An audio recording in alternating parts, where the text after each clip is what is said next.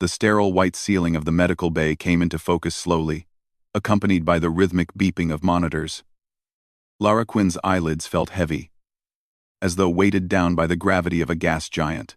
Her body ached in places she didn't know could ache, and her memories were fragmented flashes of fire, screaming, and small voices crying out in terror. She tried to move, but something warm and heavy pressed against her left arm.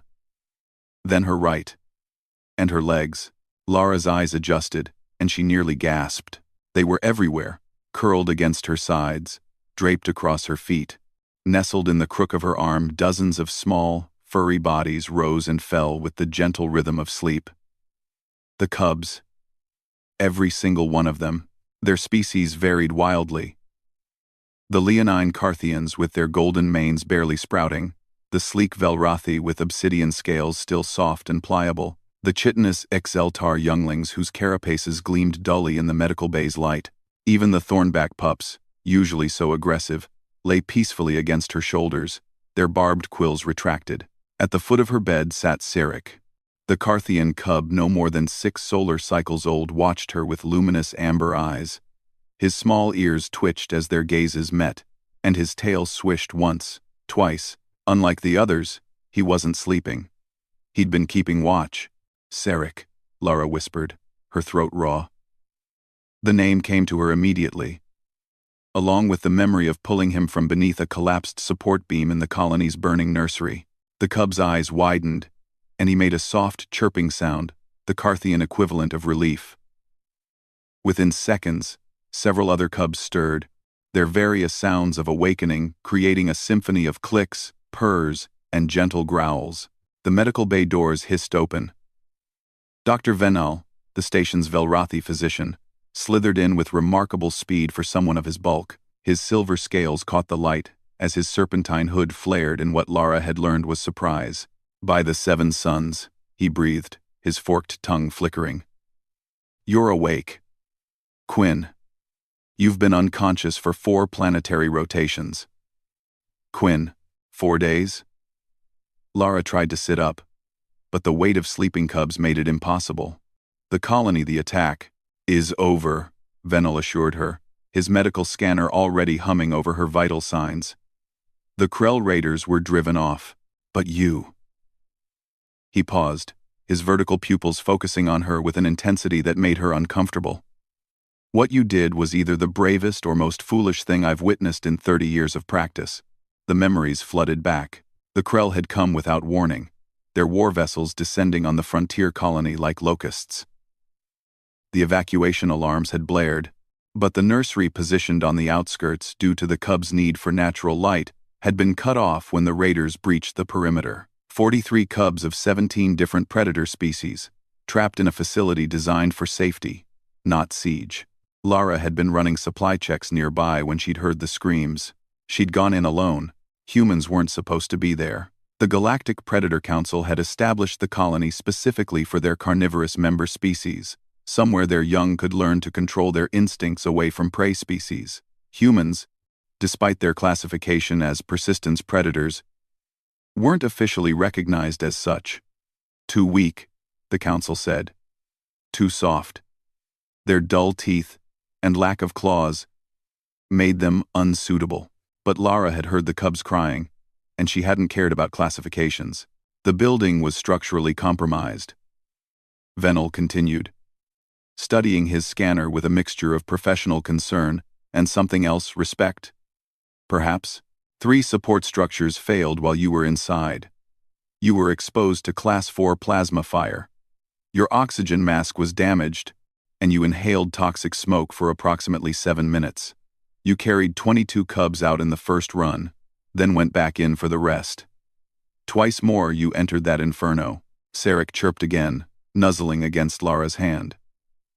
She managed to move her fingers enough to scratch behind his small, tufted ear. "I couldn't leave them," she said simply. A Zeltar youngling, Lara recognized the distinctive blue marking on her carapace as belonging to one of the last she'd pulled out, clicked her mandibles in what sounded like agreement. The tiny creature had wrapped her 6 legs around Lara's forearm in a death grip even now. Venel's hood flared again. "The parents have been trying to see you." All of them. Do you understand what you've done, Quinn? These cubs come from 43 different family units, representing 17 species, some of the most influential predator clans in this quadrant. He leaned closer. You've created quite the diplomatic situation. I just did what anyone— No. The firmness in Venel's voice stopped her. Not anyone. The Krell are apex predators themselves. When they breached the nursery, they expected easy prey cubs separated from their parents. Instead, they found a human. His tongue flickered with what might have been amusement. A single, unarmed human who attacked them with nothing but a fire suppression canister, and what our security footage shows was an impressive amount of creative profanity.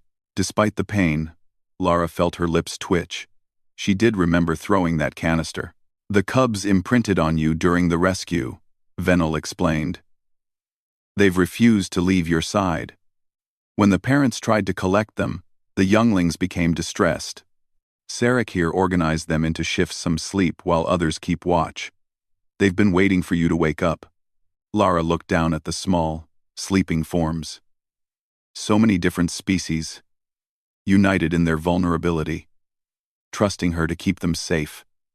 Her chest tightened with an emotion she couldn't quite name. Sarek stood on her bed, his small frame barely reaching her shoulder even at this angle. He touched his forehead to hers, a Carthian gesture of bonding she'd seen adults perform but never expected from a cub. Pack mother, he rumbled in heavily accented standard, the word clearly practiced with great effort. Safe now. Tears pricked Lara's eyes. Around the room, other cubs stirred, adding their own voices in their various languages. The words differed, but the meaning was universal. Gratitude, trust, family. The medical bay doors opened again. This time, a delegation entered representatives from the Galactic Predator Council, their expressions ranging from bemused to astounded. At their head walked a massive Carthian male, his mane full and threaded with silver. His eyes the same amber as Sarek's fixed on Lara, with an intensity that should have been frightening. Instead, he lowered his head in a gesture of profound respect.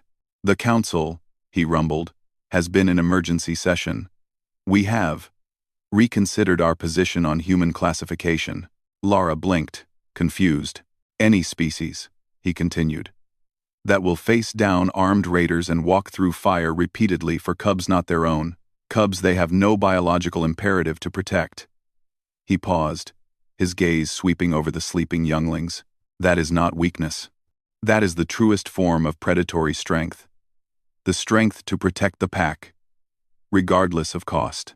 Sarek chirped proudly, his small chest puffing out.